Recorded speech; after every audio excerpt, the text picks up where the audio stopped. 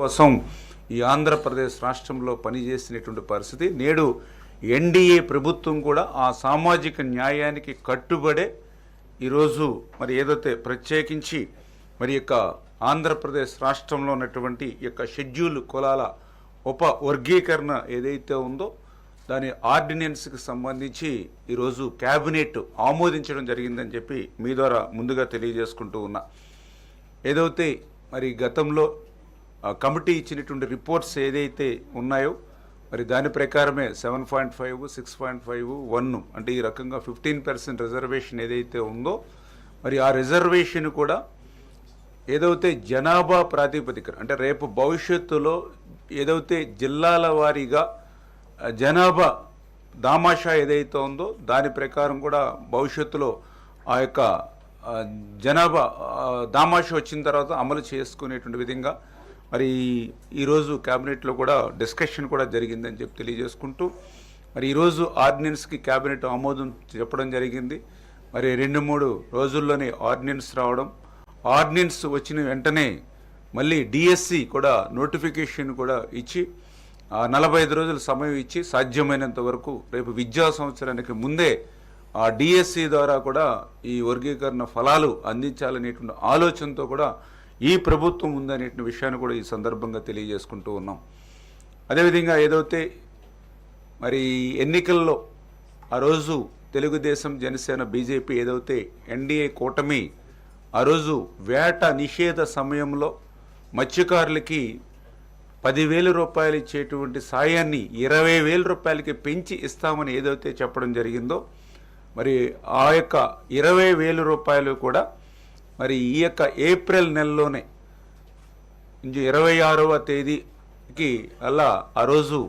మరి గౌరవ ముఖ్యమంత్రి చంద్రబాబు నాయుడు గారు కూడా మరి ఒక మత్స్యకార గ్రామాన్ని సందర్శించి ఆ మత్స్యకార గ్రామంలోనే ఈ యొక్క 20,000 రూపాయలకి పెంచినటువంటి సాయాన్ని వేట నిషేధ కాలంలో ఎవరైతే ఉంటారో వాళ్ళకి అందించేటువంటి ప్రక్రియ కూడా ఆ 20,000 సాయం ఈ యొక్క ఏప్రిల్ 26వ తేదీన అందజేయాలనేటువంటిది కూడా ఒక నిర్ణయంగా మరి భావించడం జరిగిందని చెప్పి కూడా మీ ద్వారా కూడా తెలియజేసుకుంటూ మరి అదేవిధంగా ఏదైతే మరి ఈ యొక్క ఐటీ డిపార్ట్మెంట్కి సంబంధించి ఏదైతే ఈ యొక్క ఐటీ డిపార్ట్మెంట్ని స్ట్రెంగ్తన్ చేయాలి,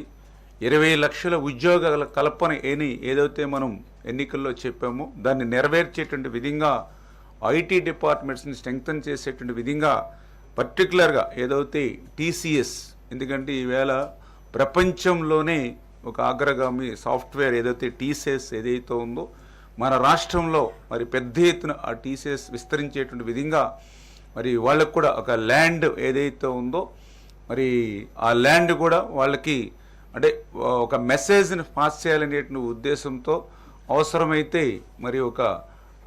99 పైసలకి మనం ఇచ్చేటువంటి విధంగా కూడా మనము ఒక నిర్ణయం తీసుకోవాలనేటువంటి విధానమే కాకుండా మిగిలినటువంటి డిపార్ట్మెంట్స్ కూడా అంటే ఏదైతే మెగా సెంటర్ కానీ డేటా సెంటర్ కానీ ఏవైతే ఉన్నాయో వాటిని కూడా రీజనబుల్గా మనము వాళ్ళకి ఈ ల్యాండ్ను కానీ అదేవిధంగా దాంతోపాటు ఇతర సౌకర్యాలన్నీ కూడా కల్పించి తద్వారా పెద్ద ఎత్తున సాఫ్ట్వేర్స్ అంటే ఆ రోజు చంద్రబాబు నాయుడు గారు ఏ రకంగా అయితే హైదరాబాదులో అంటే ఆ రోజు మీ అందరికీ తెలుసు సాఫ్ట్వేర్ అంటే ఒక చెన్నై, సాఫ్ట్వేర్ అంటే ఒక పూణే, సాఫ్ట్వేర్ అంటే మరి ఒక బెంగళూరు అనేటువంటి పరిస్థితుల్లో ఆ రోజు సాఫ్ట్వేర్ అంటే చెన్నై, పూణే, బెంగళూరు కాదు, సాఫ్ట్వేర్ అంటే ఒక హైదరాబాద్ అని, సైబరాబాద్ అని ఏ రకంగా అయితే ఆ రోజు చంద్రబాబు నాయుడు గారు సృష్టించారో అదేవిధంగా మళ్ళీ ఈరోజు ఈ ఆంధ్రప్రదేశ్ రాష్ట్రంలో కూడా మళ్ళీ అటువంటి సాఫ్ట్వేర్ రంగాన్ని మళ్ళీ అభివృద్ధి చేయాలనేటువంటి ఆలోచనతో కూడా ఈరోజు నారా లోకేష్ బాబు గారు కూడా ఐటీ డిపార్ట్మెంట్ స్ట్రెంగ్త్ కోసం ఏదైతే ఆ TSS, mega centre, data centre ఇవన్నిటికీ కూడా అనేకమైనటువంటి ల్యాండ్ కానీ ఇతరత్ర కానీ అన్నీ కూడా మరి వితిన్ డేస్లో క్లియర్ చేసి ఆ యొక్క సంస్థలు పెద్ద ఎత్తున ఇక్కడ నెలకొల్పేటువంటి విధంగా కూడా మరి వేళ మరి నిర్ణయాలు తీసుకోవడం జరిగిందనే విషయాన్ని కూడా ఈ సందర్భంగా మరి తెలియజేసుకుంటూ అదేవిధంగా అంటే సంస్థల వారీగా ఉంది, ఒక్కొక్క సంస్థల వారీగా డీటెయిల్స్ అన్నీ కూడా మన టెక్నికల్ డిపార్ట్మెంట్ వాళ్ళు ఇస్తారు. ఏదైతే అదేవిధంగా మీ అందరికీ తెలుసు రాజధాని, అందులో కూడా ఈరోజు పర్టికులర్గా ఏదైతే ఇప్పుడు టెండర్లు పిలిచి మన వర్క్స్ ఏదైతే మొదలు పెడుతూ ఉన్నామో రాజధానిలో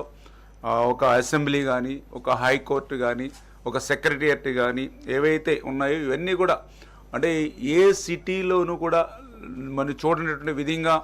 ఆ ఇంప్రూవ్మెంట్స్ తోటి సౌకర్యాలతోటి మనం వాటిని తీర్చిదిద్దేటువంటి విధంగా మరి అవి కూడా ఏంటంటే ఎక్కడ కూడా ఒక స్ట్రైట్ రోడ్స్ అంటే ఎక్కడైనా వంకర్లు టింకర్లు లేకుండా ఒక స్ట్రైట్ రోడ్స్ కానీ అదేవిధంగా వాస్తు పాటించడంలో కానీ అదేవిధంగా డ్రైన్స్ వాటరు పవర్ లైన్స్ కూడా అన్ని అండర్ గ్రౌండ్లోనే కేబుల్స్ ద్వారా సాధ్యమైనంత వరకు కూడా తీసుకెళ్లేటువంటి విధంగా ఈ రకంగా మరి సౌకర్యాలతోటి ఏదైతే టెండర్స్ పిలిచి ఆ యొక్క పనుల్ని కూడా మనం ప్రారంభించేటువంటి విషయంలో కూడా మరి ఈరోజు కేబినెట్ కూడా నిర్ణయం తీసుకున్నది అనేటువంటి విషయాన్ని కూడా మరి మీ ద్వారా కూడా ఈ సందర్భంగా తెలియజేసుకుంటూ మరి అదేవిధంగా ఏదైతే ఈఎస్ఐ హాస్పిటల్స్ ఎందుకంటే వాటిని కూడా మన రాష్ట్రంలో అభివృద్ధి చేయాలి. ఆ ఈఎస్ఐ హాస్పిటల్ అనేది చాలా ముఖ్యమైనటువంటి విషయంగా గుర్తించి ఈ గుంటూరులో ఈఎస్ఐ ఆసుపత్రికి కూడా భూమి ల్యాండ్ ఏదైతే ఉందో వాళ్ళకు కూడా ఫ్రీగా ఇవ్వాలని, అదేవిధంగా కుప్పం మరి నియోజకవర్గంలో కేంద్రీయ విశ్వవిద్యాలయానికి కూడా మరి అక్కడ కూడా ల్యాండ్ వాళ్ళకు కూడా ఫ్రీగా, ఎందుకంటే ఈ కేంద్ర సంస్థలన్నింటినీ కూడా మన రాష్ట్రంలో పెద్ద ఎత్తున తీసుకొచ్చేటువంటి విధానంలో అదేవిధంగా ఏదైతే ద్వారకా తిరుమల మన ఏలూరు జిల్లా లక్ష్మీనరసింహస్వామి ఆలయానికి డెవలప్ చేసుకోవడానికి ఎండోమెంట్ డిపార్ట్మెంట్ కూడా అక్కడ ల్యాండ్ మనం ఫ్రీగా ఇవ్వాలని, ఇంకా ఏదైతే ఇండస్ట్రియల్ పార్క్ డెవలప్ చేయడానికి ఏదైతే నెల్లూరు జిల్లాలో కృష్ణపట్నం దగ్గర కానీ అటు కూడా ల్యాండ్ ఫ్రీగా ఇవ్వాలని, అదేవిధంగా గ్రేహౌండ్స్ ఏదైతే బలోపేతం చేయడానికి విజయనగరం జిల్లా కొత్త వలసలో వాళ్ళకు కూడా ల్యాండ్, అంటే ఇట్లాగా ఈ భవిష్యత్తు ప్రణాళిక ఫ్యూచర్ని దృష్టిలో పెట్టుకుని డెవలప్మెంట్ని దృష్టిలో పెట్టుకుని భావితరాలు భవిష్యత్ తరాల యొక్క అవసరాలని గుర్తు పెట్టుకుని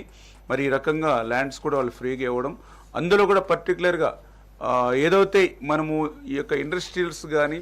అదేవిధంగా ఏదైతే ఐటీలు కానీ మనం ఇచ్చేటప్పుడు మనం ఎంత ల్యాండ్ ఇస్తూ ఉన్నాం, అదేవిధంగా దానివల్ల ఎన్ని ఉద్యోగాలు కల్పన వస్తుంది,